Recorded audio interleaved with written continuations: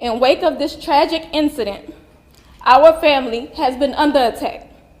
Whatever you think what happened between Karmelo and the Metcalf boys, my 3 younger children, my husband, and I didn't do anything to deserve to be threatened, harassed, and lied about.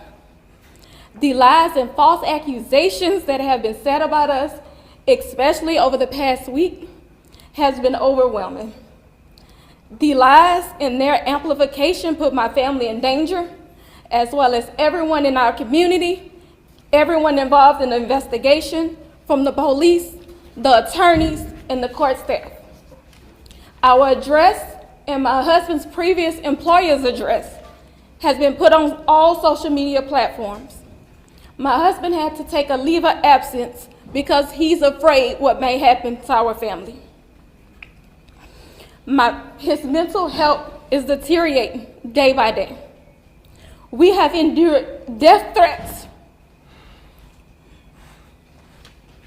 My 13-year-old daughter is afraid to sleep in her own bedroom because she's fearful of what may happen to her. And let me be clear, the claims that were used about the public donation to buy a home or anything else are completely false. We have not received a single dime from the Give, Send, Go fundraiser, and the co-founder has stated that clearly.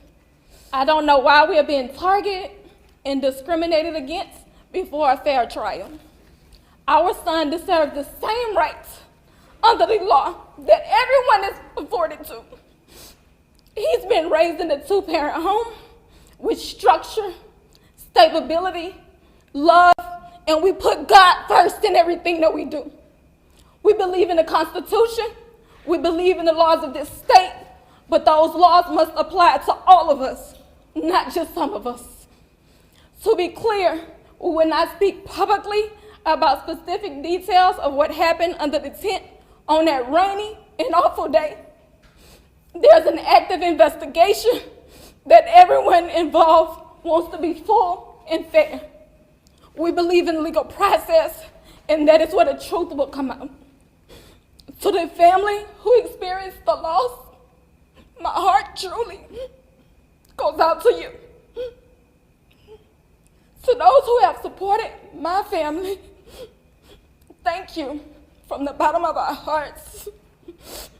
We ask for your continued support, patience, and prayers as we navigate this difficult process. Thank you. Oh, man, let's get right into it because we got a lot to talk about. So in case you've been living under a rock and haven't noticed, this case involving Karmelo Anthony, a high school honor roll student, fatally stabbing Austin Metcalf, a fellow high school student athlete, is reaching a boiling point in the media. People are pointing out that there may be some racial bias and double standards in the way the media is responding to this self-defense case. Now, to be clear, according to the police report, Austin Metcalf told Karmelo Anthony to leave the tent, which is school property, not private property. Despite Karmelo Anthony refusing to leave and warning Austin Metcalf not to touch or provoke him, Austin Metcalf allegedly continuously put his hands on Karmelo Anthony in an attempt to force him to leave.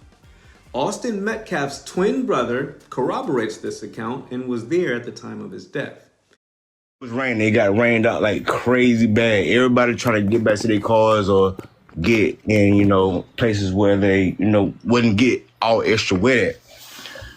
Dude was sitting up under the tent, right? He was on his phone, right? My daughters was up under the same goddamn tent. Yeah. So I'm paying attention to my kids, but at the same time, they're in the same vicinity. So I'm watching everything going on around it because I'm there for my children. So dude walks up, McKellen, bro, he wasn't even under the tent at the time. They came from a whole separate tent and walked over there. They intentionally went over there to this kid, man. Dude was sitting there on his phone just trying to get dry. You feel me? One thing went from another. They grabbed this man and they tried to punch on dude. Dude went in his bag and whatever. They went to try to jump this dude and punch on this dude, man. And he protected himself, dude. That's what happened. Yeah. It wasn't just one. It was both of them, bro. Austin, the dude that got unalive, and his brother physically went over there to intentionally. It's not to the point that he brought a knife. For one, it wasn't on school property. The school is at least 5 to 10 miles away. It was community track meet, bruh. It wasn't a school track meet. So he had the right to have a knife.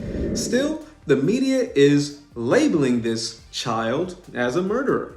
So today, I would like to point out a few self-defense cases which were handled very differently by the media.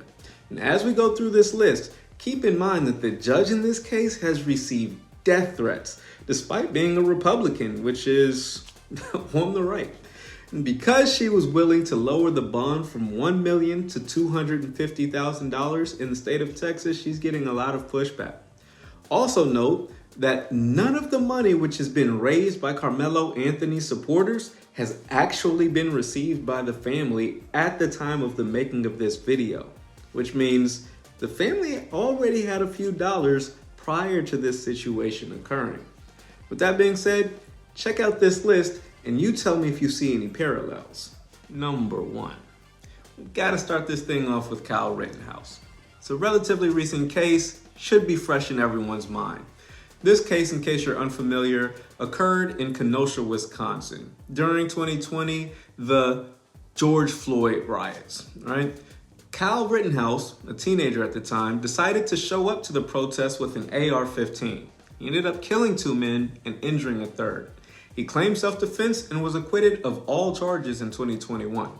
Now, what makes this case interesting is the fact that he was able to raise over $250,000 on his Give, Send, Go site after his GoFundMe was shut down.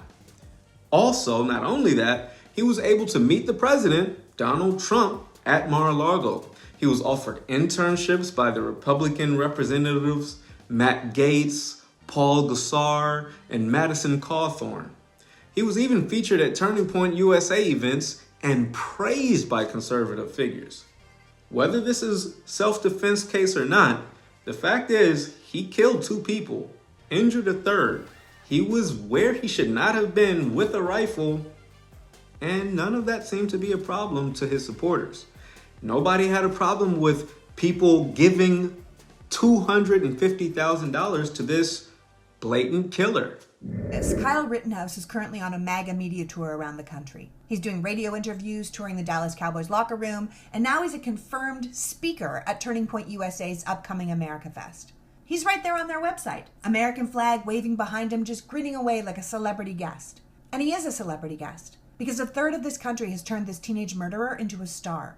This isn't some traumatized boy weeping hysterically on the stand after being forced to shoot 3 people. This is a right-wing media darling, kicking back, having some laughs, shooting off his opinion about basketball and girls. He's not laying low and starting his life over like his lawyer suggested. He's capitalizing, riding high. He's exactly the guy we all knew he was. The boy in the free as fuck t-shirt throwing the white power symbol, and he's out here devouring his 15 minutes of fame like George Zimmerman signing Skittle bags. And it's sick.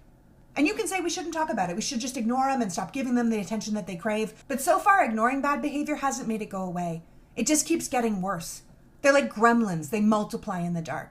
I think we have to shine the biggest spotlight, not on Kyle, but on the people who are promoting Kyle.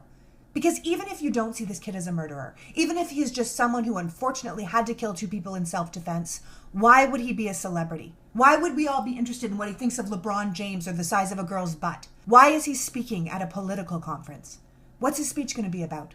Killing people you don't agree with? Getting away with murder? White privilege? Our broken justice system? Making this child a hero is sociopathic. America has made celebrities out of a lot of people who have no business being celebrities, but this is a hideous new low. And if you're still supporting the team that's encouraging this behavior, you've lost your way. The good people of America are disgusted by this depravity and firmly reject the continued debasement of our country and its values. Do better, because this is gross. And yet, those same people who may have even donated to Kyle Rittenhouse are busy in the comments section yelling at anyone who seems to support this child, Karmelo Anthony. Interesting. Let's dive into number two. Number two, we've got Daniel Penny. Again, a more recent case.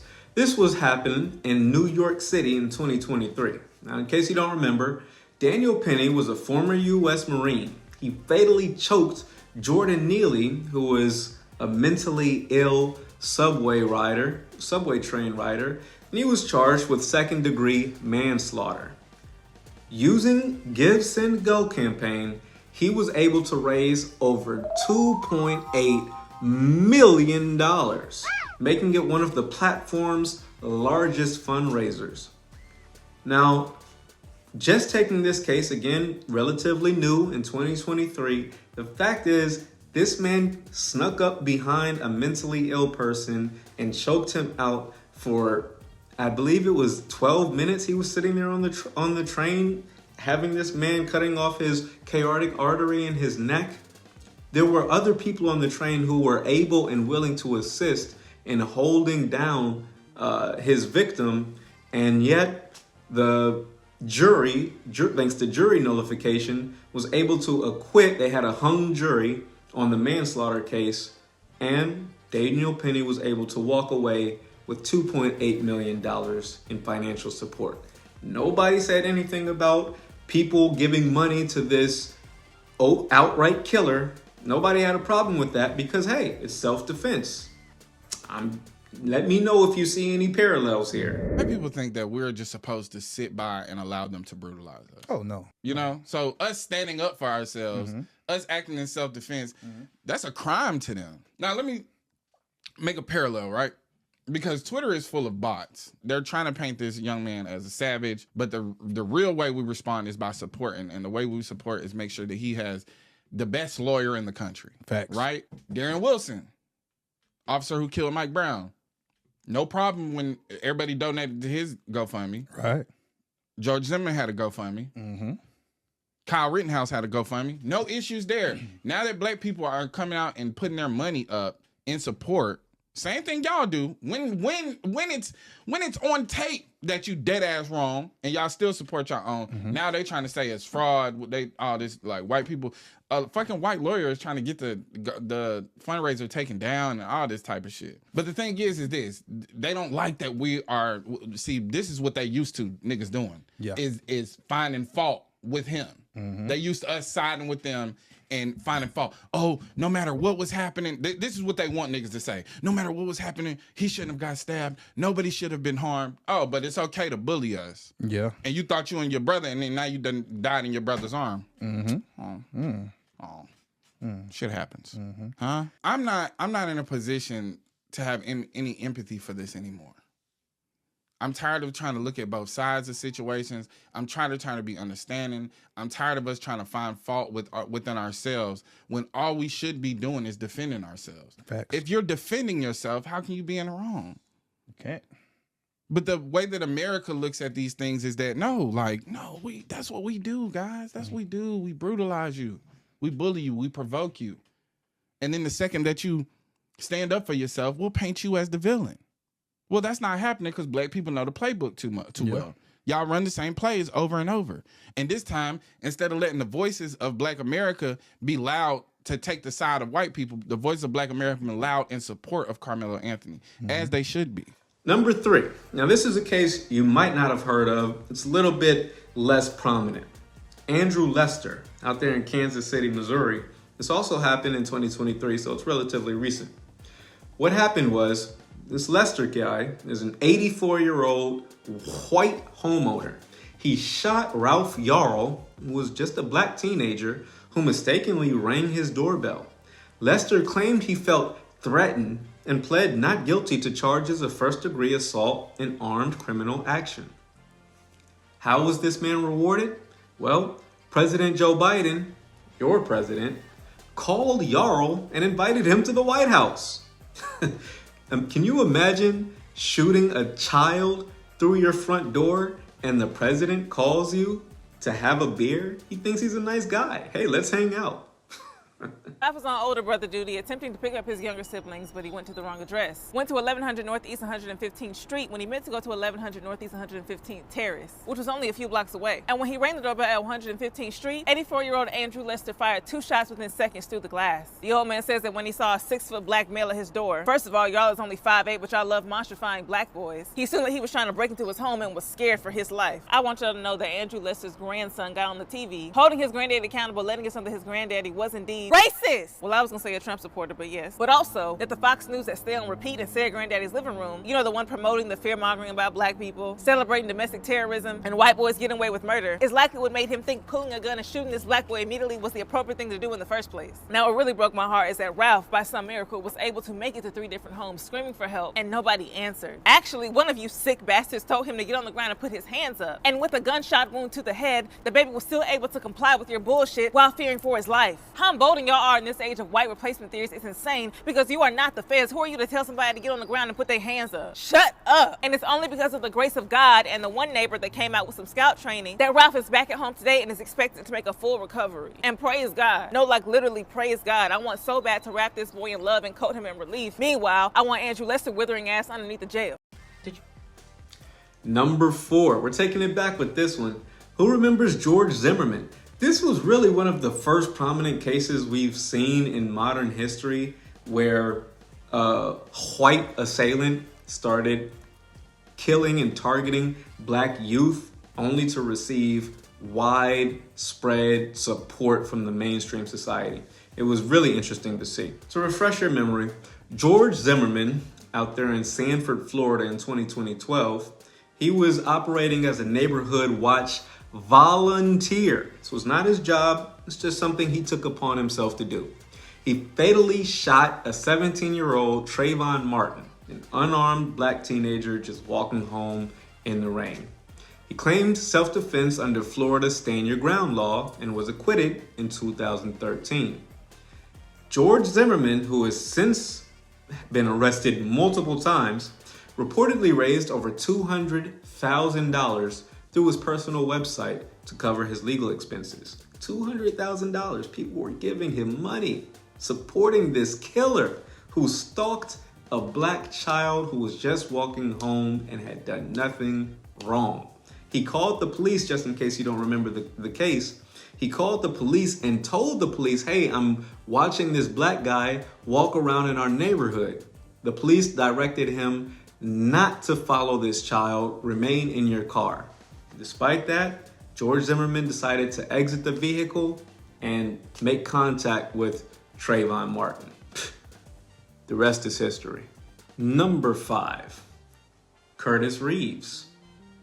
Now, in case you're not familiar with this case, it happened quite some time ago. This was back in 2014.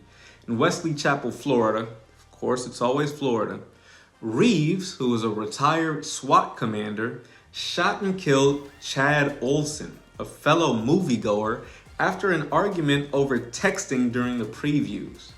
Reeves claimed self-defense, stating he felt threatened because Olson threw popcorn at him. He was acquitted in 2022. And the reason that you were leaning in was because you're saying that he had his cell phone on, right? And by on, just it was illuminated. It was shining in my face, yes, sir. Okay. So he was holding it out in front of him, and it was shining in your face, and that was bothering you. Yes, sir.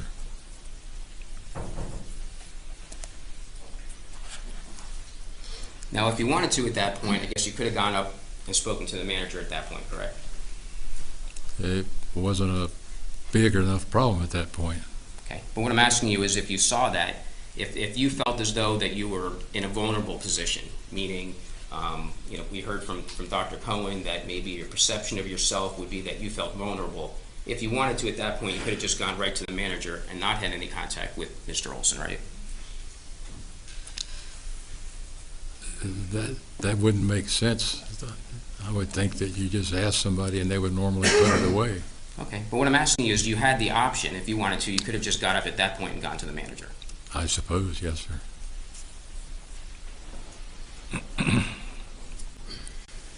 Once you fired the shot, did you say throw popcorn at me, will you? I had no knowledge at all about that popcorn in my statement. The deputies asked me that, I think. I never saw the popcorn until I saw it on the floor. I had no idea what had happened to the popcorn.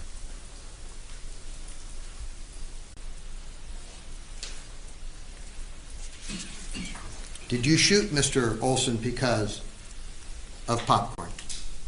I shot Mr. Olson because I thought he was going to seriously injure me or potentially kill me.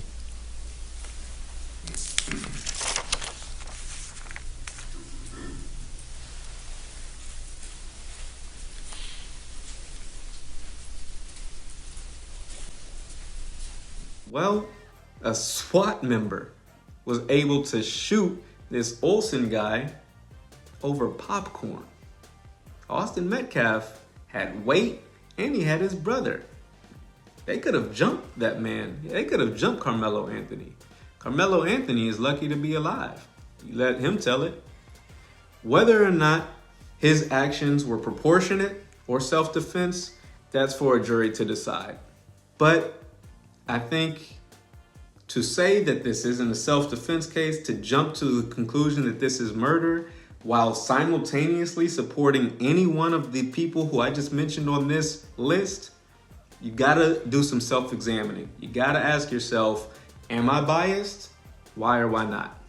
Now is the time to do some self-reflection, and when you're getting involved in conversations with maybe your coworkers or people in your community, and you feel pressured to jump to the attack, or jump to the offense, jump to the conclusion that this Karmelo Anthony kid is a murderer. When someone pressures you to make those claims, don't feel that pressure. Just say, hey, I want to wait and see what the outcome of the case is. We've seen multiple similar cases, and we can see a great role reversal. And a lot of that has to do with the racism of the racial climate in America. I mean, it sucks that it still has to be this way in 2025. Hopefully one day, maybe in my son's generation, we can get past it. But here we are, 2025. We see cases like this are still dividing and tearing the nation apart. So if you got any value from this video, be sure to hit the thumbs up button. I appreciate y'all rocking with me. Leave it in the comments section. Tell me what you think. Are there any parallels between these self-defense cases? Are people jumping to conclusions in this Karmelo Anthony case? Or are they right? Do you think that Karmelo Anthony deserves to be slaughtered in the media? And do you think that these other folks, their self-defense cases were just totally different? Tell me what you think. Put it in the comments section. I read all my comments and I'll be sure to respond. That being said, I'll see you on the next one. Peace. So you made it all the way to the end of the video, but you haven't hit the like button yet. Come on now. You're cheating me, you're cheating yourself. Go ahead, hit the like button. And while you're at it, you might as well smash the subscribe button so you can get notifications every time I drop a video. I make a video every day, a different topic, a different subject. They're all interesting, so you can check them all out by hitting the subscribe button and setting your notifications to all so you get an alert when I drop a video. There you go.